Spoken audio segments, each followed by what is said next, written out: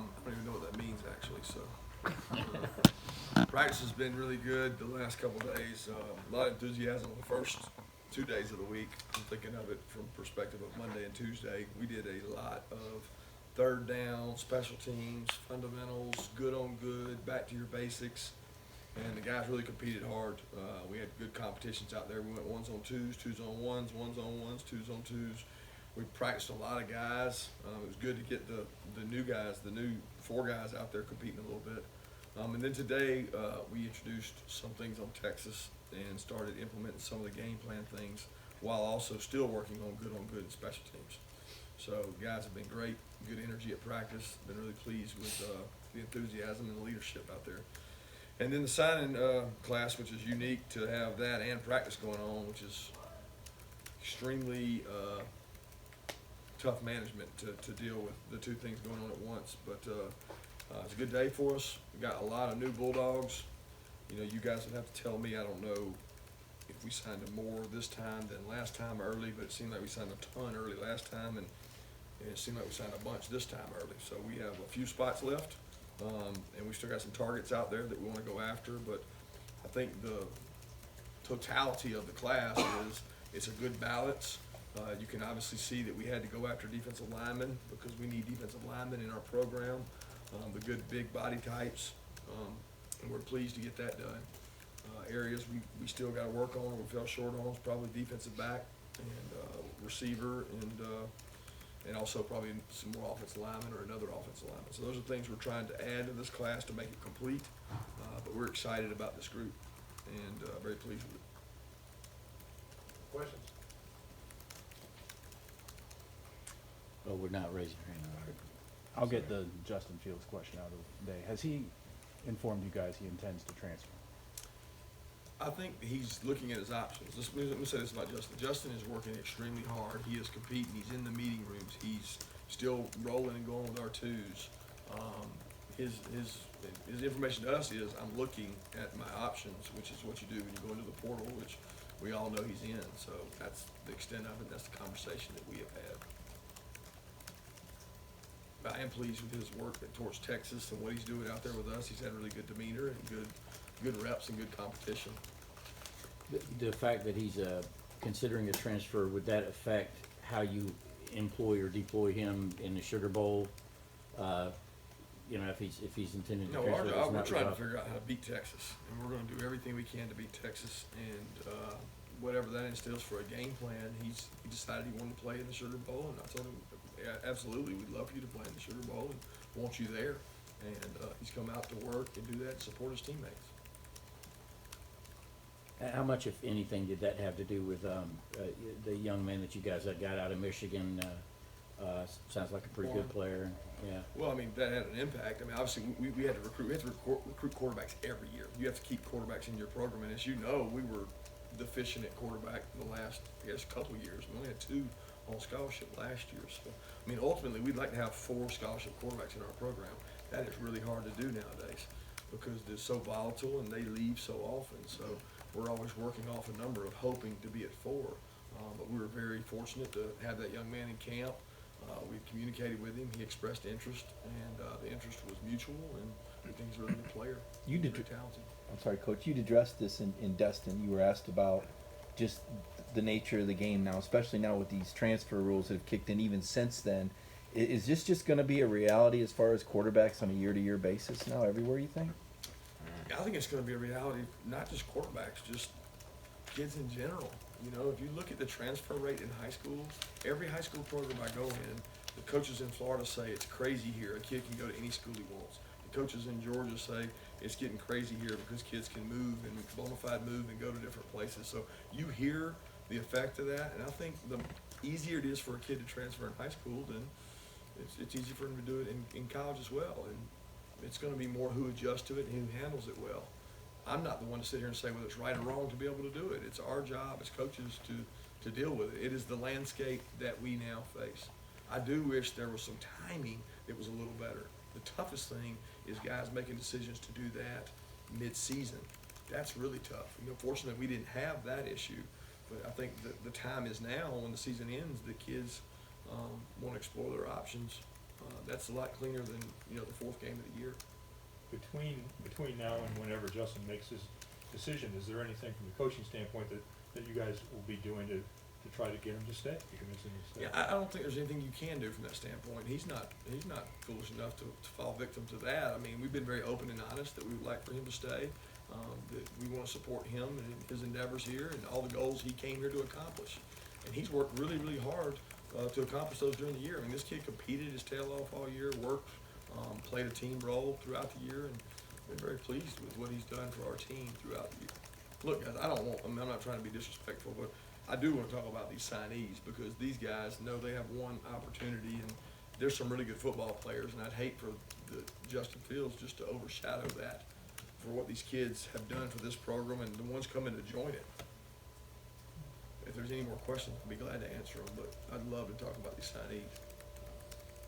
How quick did the Mathis situation come? When did y'all first Yeah, it was contact fast. him, and then how that Well, went I down? mean, I think it was a mutual thing. For us, it became immediate. I mean, you wouldn't be a very good coach if you didn't think this could happen all year, right? So we were anticipating this as we looked across the country at quarterbacks. What you find tough is you're talking in hypotheticals. So, yeah, I might be interested, Coach, if this or if that, if you'll have one guy. But that's hard to do in the middle of the season. So I was very animated with our staff about continuing to recruit kids across the country because we have a possible situation with one quarterback on scholarship. So we try to keep relationships developed. But that one came really fast where there was mutual interest. He'd come here to camp before, and he jumped on board. So there's still more interest in furthering your quarterback pool here, going forward.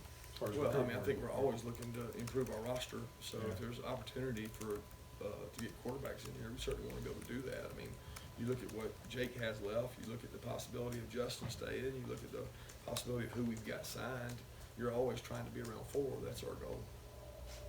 Looking at, obviously, you alluded to a lot of defensive linemen, a lot of defensive players, period. The linebacker out of Mississippi, linebacker in particular, just it appeared that, real emphasis on getting strong on that side of the ball. I haven't balanced it out as offense versus defense, but it seemed like a real a defensive kind of tilt to this class. Yeah, I don't know where those numbers fell, you'd have to Yeah. probably tell me, I didn't look at it like that's what we're trying to do. We also got to the point where some of it was best available, meaning we're gonna take the best available player, in some slots. And certainly some of those guys we got at the end and still hope to get in the next, coming weeks. That if we think they're an impact player, we're probably gonna take them regardless of the depth at the position. But it wasn't slanted to be heavy defense for any reason. There's still offensive players on the board that we would wanna get. You're used to getting the number one running back out there. How about the one you got now? And I guess a couple got away. No, we're excited about Kenny. Kenny gives us something we don't have. We've thought all year we needed a 225. I mean, we felt like we were missing that. And, running back's a unique position, guys. Look at what DeAndre Swift did as a freshman. Look at what Nick Chubb did as a freshman. Look at what Sony and Gurley, all these guys. So it's not a position that you have to have. You can go out and sign really good players. And we know we've got the possibility of having 3 guys leave next year if Holyfield stays. So we're gonna have an opportunity to go out and sign the best backs in the country next year. We've got a lot of backs coming back in our program, and we've got good young backs. And we think Kenny gives us something. I mean, Kenny's gonna be a 220-pound guy. It's a bruiser and very athletic out of the backfield. We're excited about what he can do. Kirby, you have players on this signing class from Rhode Island, Texas, Michigan, all over. What does it say about the appeal of for people that maybe didn't grow up Georgia fans to want to come here and play? Well, I think it says something about our brand, that it's, the fact we went and played across the country last year, played in, probably the most televised game this year, 3 of the 4 most televised games last year. I mean, it's just, we're getting exposure. And when you play in big football games, I think kids are attracted to that. So we don't look at it like, oh man, let's go to Texas and get a player. We look at it as, where are the best players that are interested in us? And there's a lot of talent in the state. I mean, we missed some guys in the state that I thought were really good football players that we wanted. And that's always gonna be our goal, to keep the talent here. But if we have an opportunity to go out in the state and get somebody, we're gonna do that. I think you have to tell them, they're gonna have a meeting in here, they may not know we're doing this. What about the quarterback from Michigan and keeping your relationship open with him? I know he visited here, I want to say July of 17, I think. What did you like about him, and how did you get back in so late? Well, we like his athleticism and his arm motion. He's got a really strong whip. He can pop the ball, and thought a lot of him. We didn't stay in communication the whole time from that period of time until finding out Justin was leaving. So there was a period of time there where there wasn't communication, but it did fire back up quickly. And to be honest, there was a lot of communication with a lot of quarterbacks across the country when you talk about University of Georgia and the potential of being the only scholarship guy besides Jake Fromm. There was communication with a lot of guys, but he was the one that seemed the most interested, and we also liked the most, and thought that he brought the most to the table for us. With tight end, obviously, a couple unknowns with Isaac and Luke, and you guys use tight end so much now, two guys on a lot of plays. What does Ryland bring, and how do you see that room at this point? Yeah, we're excited about Rylan. He's extremely tough, athletic. I mean, the guy makes a ton of plays, really good baseball player. He's talented. You know, he's injured as well, which is tough because of the situation we're in at tight end. That's where I would be saying that's the biggest concern, because we've got Isaac sitting there that we don't know what he's going to do yet. He hasn't decided. And then also with Luke. So that's a situation that we want to be able to improve our roster. We got to look within our roster and see if there's anybody else that can play that position. But he's a very talented player that we expect to be back for fall and help us. Do you tweak your philosophy on JUCO guys when you're looking for immediate help at a position like defensive line? Yeah, I think so, but I mean, we really didn't sign. I mean, we signed the one kid that was 1 year, Trammell. I mean, he was the only defensive lineman from junior college. I don't look at Jermaine as a defensive lineman. I look at him as a pass rusher, and we certainly feel like we've dropped off in our speed on the edge from the Lorenzos and Davins and Leonard Floyds of the years to be able to get Jermaine and Nolan. You know, I don't know that there's two better pass rushers in a signing class anywhere in the country when it comes to speed. Jermaine can run, Nolan can run, and these guys they've got to help us disrupt quarterbacks, which we struggle with this year. The past two classes, you guys have brought in 5 inside linebackers, I think it is, or 5 guys that project that position, and all of them seem to be really highly thought of players. Kind of what have you guys really been looking for at that position, and you know, how do you feel about the 3 guys that and may not even be 3 guys, you may can correct me on that you got in this class? We got 3, but I mean, the biggest issue at inside backer is we're losing about 800 snaps. That's a lot of snaps. So who's going to replace those 800 snaps? Well, you look at the 2 guys we signed, one has an ACL and one's probably going to have shoulder surgery. So when you add that up, we're signing guys, but they're not going to be available immediately. Now, should they be back for the season? Yeah, but it's tough first season off of an ACL. It's hard. I've watched kids for years struggle with that, and you know, Nakobe's coming in as the only healthy guy that's able to practice right away, and should be able to come in and compete. Quay and Channing are both getting better, but the inside linebacker position is a unique position now where you got to be extremely athletic. You got to be able to run and play in space, and we think those guys can do that. Couldn't help but notice, and I hate to get off the recruiting class, but couldn't help but notice on Monday, didn't see D'Angelo out there. What's his status with you guys right now? Yeah, D'Angelo's not currently right now not with the team. Same situation as before, then, in the spring and last season where he's... Well, not right now. He's just not with the team. I wouldn't say it's the same situation as before. He's just not currently with the team. This is related to recruiting, so I apologize if Briggy Justin feels it. I just wondered, are you annoyed with the timing of this? No, I can't be annoyed. I mean, look, the kid's doing what he thinks best for him, and he's looking at it from his perspective. I respect that. So the timing is what it is. What would you rather him done it the week of Georgia Tech? I mean, there's no good time for that. Now, if he's going to make a decision, he can't very well wait till after the bowl game because school starts at these places the 8th. So what is he going to do? Announce it the 2nd? There's no good time ever for that. So I'm not annoyed by that at all. But from a recruiting perspective, it was challenging for us. Put yourself in the shoes of a kid trying to decide if you want to come to Georgia at quarterback. You don't know if he's going to be there or not. You know what I mean? And that makes it tough because you're not sure. So it's like, well, he might be there, he might not be there. But that's the rules we have. That's currently the body of work we have. Do you have any expectation of a timetable? No, I don't have an expectation at all. I mean, I think it's at his timetable. He's got to talk to the people he's got to talk to. He's got the freedom to communicate now, so he'll be able to communicate with people and talk to other programs, and they'll reach out to him. And it's just like us. There's people in the portal that we look at each day to say, can these people impact our roster? That's what college football is now. Couple more questions? Specifically on the Kobe Dean, of course, he was one of the later guys, well, I guess the late guy to come in today.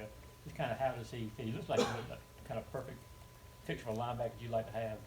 Yeah, he's really athletic. I mean, he's fast, athletic. He's intelligent. He's high character. I mean, when you look at the intangibles this guy has, I mean, he's got a great family. I mean, the first thing his family said was safety, academics, football. They wanted him to go to a safe, good campus, wholesome campus. They know Georgia is that. They believe in Georgia. They know the program we have. They really bought into Athens, and then the academics. You know, he wants to be an engineering student. Where better to be an engineering student than the University of Georgia? And our engineering department has done a tremendous job carving out how you can do it. We just had a young man graduate, Jackson Harris, with an engineering degree. I mean, Kobe's a kid that you could call him on the phone and he would say, Coach, I'm sorry I can't talk tonight. I've got to go work on my schoolwork. I've got to maintain my 4.0. I mean, how many kids are going to say that? He does that a lot. So I think he buys into the intangibles, and we're excited about what he brings to the table, just like a lot of these guys. Tongue, definite position. Yeah, he's a wide receiver. Were you trying to move him on me already? I don't know. I don't cover recruiting. He's listed as an athlete, so. Oh, he's listed as a receiver on my sheet. I didn't know what they put him down as. So they probably did that because he played both ways some in high school, but he's a wide receiver for us. I'm sorry, there's a couple guys out there who said they were gonna make they were gonna keep their announcements. They made a decision where they're gonna keep their You're announcements. trying to ask me if I have secret. any papers? No, I just wondered, do you know of some, do you have some knowns that aren't out there yet that you're operating You're under? losing me here. Do I have knowns that are out there? You asking me if I have papers and not telling you? Or Yeah. are you asking, I don't understand what you're saying. Well, I'm just wondering, some of these guys have said that are considering Georgia, really deep in with Georgia, they're just not gonna say right now. So, you know, yeah, I So guess. they're not gonna say. I guess I'm Why would angling, I trying to say? get some. Just find out if you got the word. I don't have the word. On the I'm just to clarify on the Gibson, he's not on the team. Is there any chance he can come back? Has a decision been made? He's Or not on the team. okay. And then the other question I had was about the Texas run defense. They were talking about transitioning against an SEC offensive run Yeah, I game. think that How is Thomas- their defense set up compared to SEC defenses? Their defense is really good and physical. I think people have misconstrued. All Tom was saying was they run the ball in that league too. Oklahoma ran the ball on us last year and did a good job doing it. So I don't think he was saying that we don't have the capacity to run the ball. He's saying there are run teams in their conference that they have to play against. And when you look across the board, he's right. They do have run teams in that conference. There's a perception that the ball's thrown every single snap out there, and that's not the case. There's a lot of spread plays where they do run the ball. They're not in tight formations. But they do a tremendous job defensively. They've got some really quick defensive linemen. We've studied and mirrored some of the things they do defensively. We think Todd Orlando is one of the best defensive coordinators in the country, and we copycat things off what they do. Have you played a drop zone defense? I'm sorry. Have you played a drop zone defense like Texas? Has there been anybody on your schedule that's similar to them?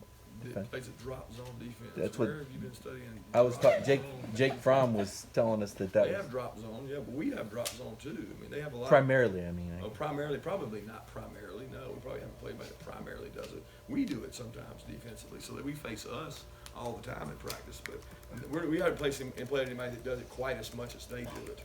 But they do a good job of doing it and changing it up.